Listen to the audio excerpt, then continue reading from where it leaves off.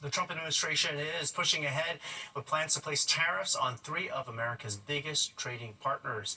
President Trump signing an order fulfilling that campaign promise. Now Americans are waiting to see what kind of impact it will have on their pocketbooks. Prime Minister Justin Trudeau from Canada already hitting back, saying his country will place 25% tariffs on $155 billion in U.S. imports in retaliation. Correspondent Lucas Tomlinson reports from West Palm Beach.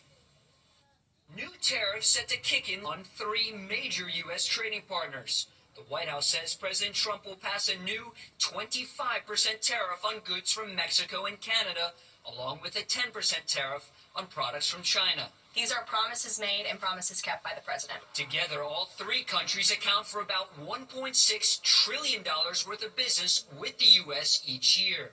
Trump says the tariffs are punishment for the flow of drugs and migrants into the United States. Donald Trump told everybody on the campaign trail he's going to use every tool available to secure this nation, and this is a part of it. Trump says the U.S.'s existing trade agreements are lopsided in other countries' favor, even though he negotiated the current U.S.-Mexico-Canada agreement, which took the place of NAFTA in 2020. Canada is by far our biggest supplier of crude oil. Trump says he wants to produce more domestically. We don't need the products that they have. We have all the oil you need.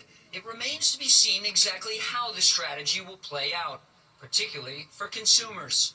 Critics say the tariffs will drive up prices and could ignite a trade war, hinted at by Canada's Prime Minister on Friday. If tariffs are implemented against Canada, we will respond. We won't relent until tariffs are removed, and of course, everything is on the table. And Trump may not be finished. When asked if he plans to impose tariffs on the European Union, Trump replied, quote, absolutely. Traveling with the president in West Palm Beach, Florida, Lucas Tomlinson, Fox News. Now, one staple the tariffs could raise the price on is New York City's new trash bins. The city is replacing 23,000 green sidewalk trash baskets with new bins. Officials say they are rat-resistant, leak-proof, and easier for sanitation workers to empty. Thousands are already in place, but they're made in Quebec, Canada for $1,000 a pop and could be subject to the 25% tariff. The Department of Sanitation telling Fox 5 tonight they are watching this situation closely. Con Edison has filed a plan for hefty gas and electric rate hikes beginning next year. Under Con Ed's proposal, electric bills would jump by more than 11% on average, and gas bills would soar more than 13% beginning January 1st. The utility says the increases are needed to upgrade infrastructure. The New York State Public Service Commission would have to approve any rate hikes. A 2-year-old Staten Island boy who was critically injured in a fire left the hospital today, marking a milestone in his remarkable recovery.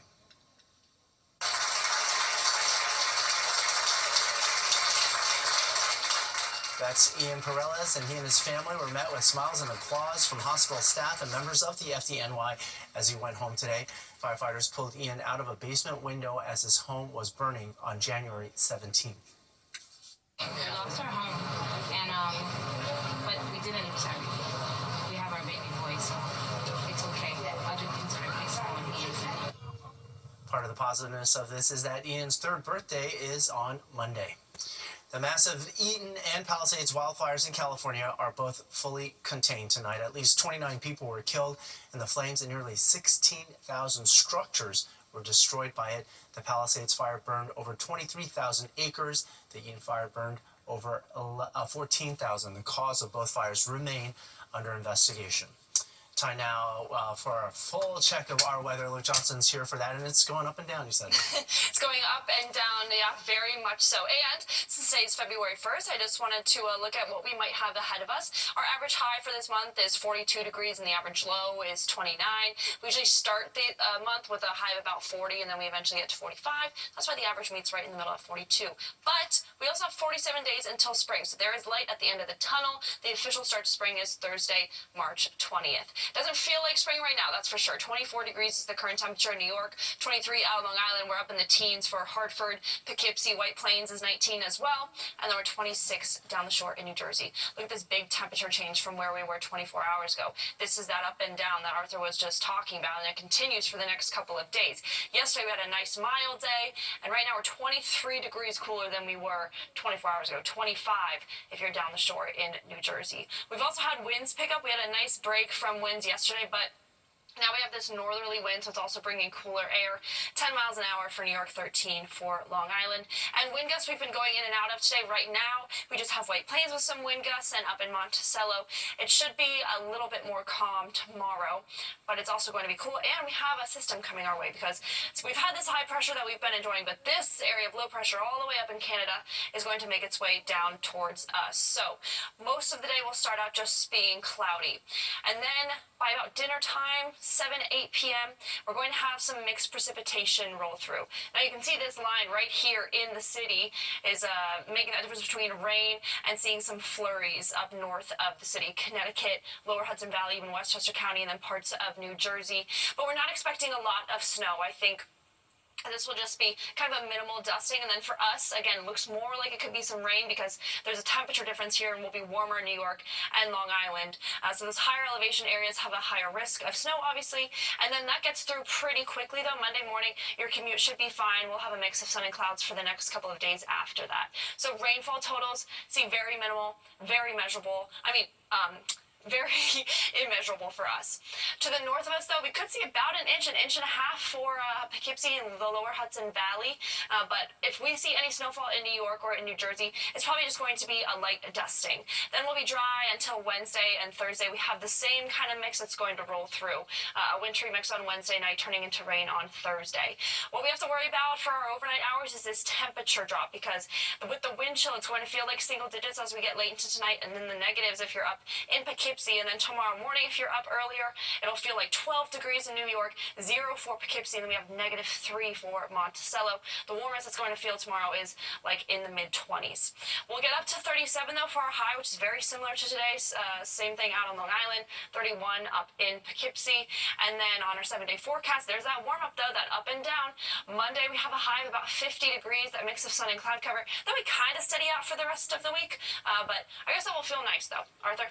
All right, you promised. All right, thanks so much, Liv. Well, the Lunar New Year was Wednesday, but the celebrations continue today, this time in Queens.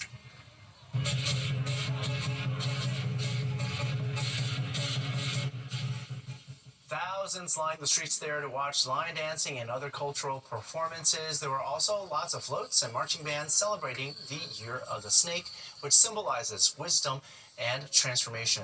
The Lunar New Year, as I said, began on Wednesday, January 29th, and depending on the traditions that are followed, celebrations last up to 15 days.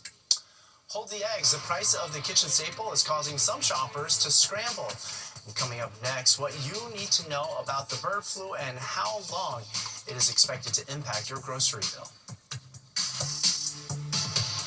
Cracking up over egg prices lately. Those prices are soaring and are not expected to come down anytime soon. Fox 5's Kendall Green takes a closer look at what is being done to try to bring those prices down. Bird flu, forcing the slaughter of millions of chickens monthly, is plaguing farms across the country. As a result, has grocery store shoppers taking notice. It's $2.99 for a half, so $5.98 for a dozen. It's too expensive.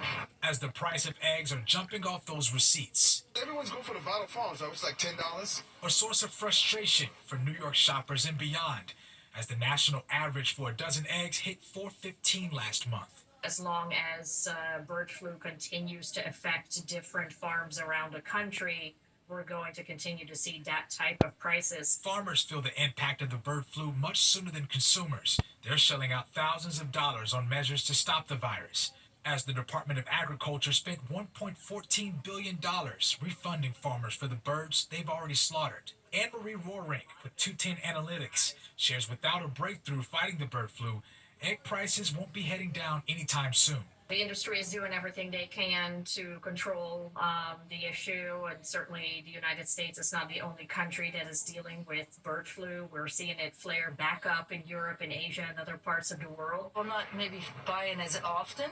I'm trying to stretch it with the egg whites and then the whole eggs, and I mix them, and that's the way I kind of get my protein in the morning. So for those like Regina aiming to stretch their supply and their dollars, the problem's not going away. So again, utilize these welcome coupons.